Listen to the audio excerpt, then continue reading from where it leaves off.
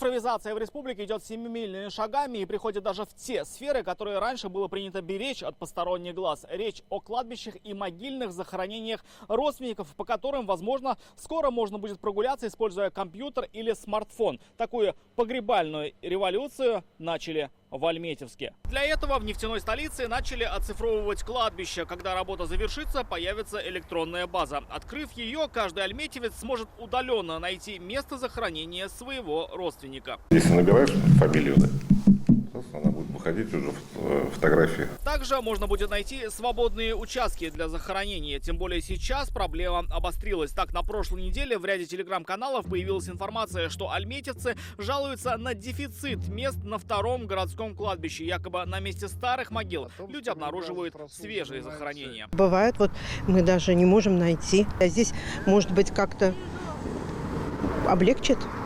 И потом, да, некоторые приезжают ведь издалека и тоже проведать на короткое какое-то время. Как сообщили в администрации города, цифровая база позволит даже удаленно ухаживать за могилой. Хоть с Москвы, хоть с Иркутска.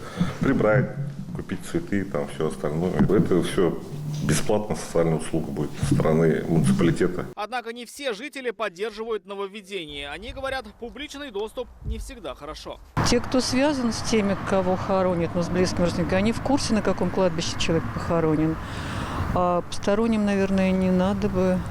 Посторонние люди могут зайти на этот сайт и узнать, где похоронены там и кого-то там вычислить. И может нанести какой-то урон могилке или еще чему-либо. Городские власти в цифровизации видят одни плюсы. Она поможет навести порядок в ритуальной сфере. Сейчас оцифровали 2 кладбища. В планах еще 8. Рамиль Шайдун, Альбина Минаева, Елена Бауэр, Ильнур Залятов, ТНВ, Альметьевск.